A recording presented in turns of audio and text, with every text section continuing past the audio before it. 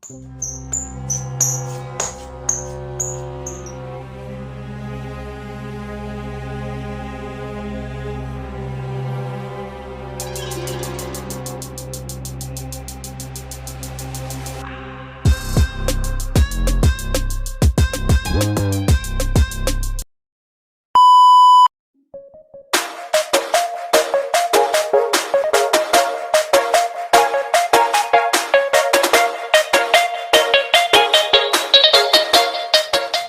day mga bright! Welcome sa ating channel, Uncle Kusgan. For today's video, new shoes, new vlog na naman ang inyong matutunghayan. So ngayon ay ating bibigyan ng review at impression ang ating sapatos na Jason Tatum 1 color purple. Okay, so tara na, sabayan niyo ako guys. Okay, so ito na ang box ng ating Jason Tatum 1. So ganito ang box ng Air Jordan, Jordan separate para kay Jason Tatum. Bubuksan na natin guys. Wow! Ang angas! Ang angas guys, ang angas. Paano masabi? Tignan nyo naman kung gaano ka creative sa aming sapatos guys. Wow.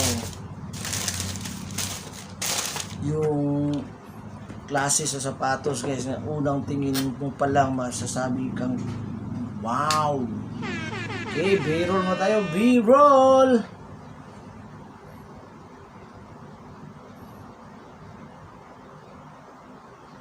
Ganda. Ganda ng Jason Tatum.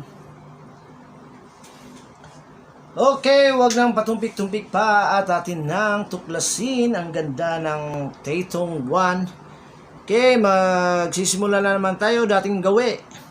Dito muna tayo sa midsole. So, midsole niya guys, sobrang angas ng design. Okay. So, ito, kasama ito sa midsole. Pumunta siya dito sa may taas ng bahagi ng sapatos. Para pang robot guys yung dating na sapatos. Okay, para ding naka-heel, parang heel, para pang mga sandal. Stop it, get some help. Okay, so ito yung Jumpman logo nakaburda. Midsole niya guys, ang angas. Tignan nyo naman ang texture. Okay, ng synthetic leather guys, nakamamba mood. Okay, snake skin. Pero yung kulay niya purple, pero naka snake skin. Ang grano. Ganda. Angas guys, ang angas. So dito net to guys. Net. Tapos dito may hollow. So air cool din to. Sa to na naman, ganito rin. Net materials, combination ng net at saka may naka-top na rubberized. Dito may nakasulat na GT, stand for Jason Tatum. Naka-wax lace ang tang niya guys, ang angas din. Tatum logo, tapos naka-snake skin. Wow, grabe. Grabe guys, dito tayo sa ilalim guys. Halo to guys, halo. Okay, makakapasok ang tubig at hangin dito. So hindi ito pwedeng isuot kapag bumabaha. Lagot ka, basa yung paa mo.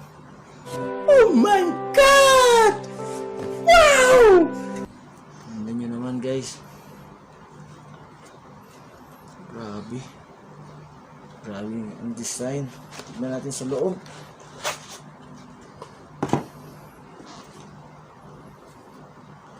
Okay, dito sa may ankle, makapal din naman.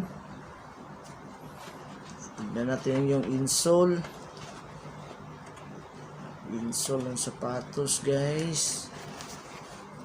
So ang insole niya, nipis lang.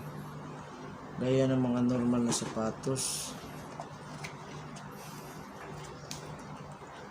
Dito sa net, guys, translucent din, guys. Okay, nababakas yung kamay ko.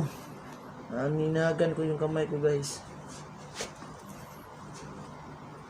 Okay, may kaunting foam sa ilalim. Pero, napakagaan niya, guys. Napakagaan. Sobrang gaan. Pag sinuot mo to, para ka lang nakapaa. Sobra talagang gaan, guys. Dito may nakasulat 38.6 ba yan? North Highway. Basta Jason Tatum na bahala mag-explain yan. Air zoom.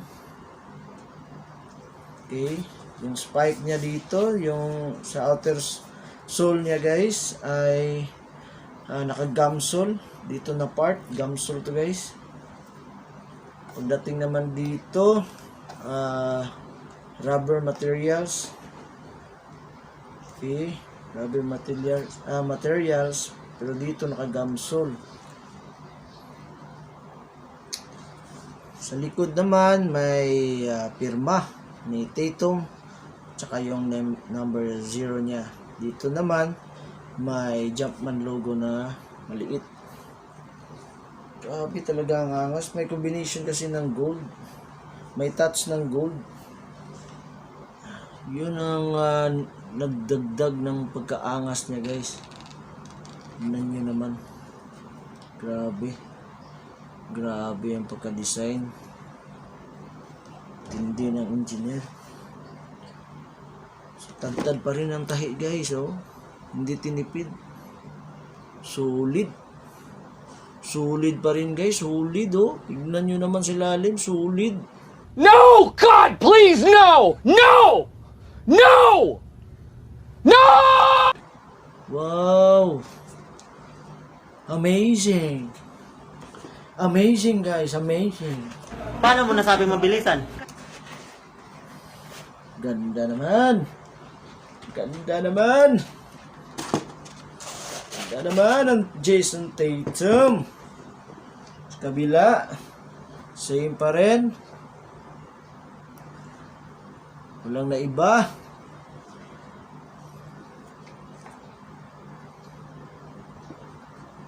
Okay, napakagaan. Napakagaan at napakahusay ng pagkakagawa. Iba talaga ang Jordan. Okay. So ngayon, susubukan natin siyang spike test para malaman natin kung hanggang saan naabot ang pagkaangas ng sapatos na ito.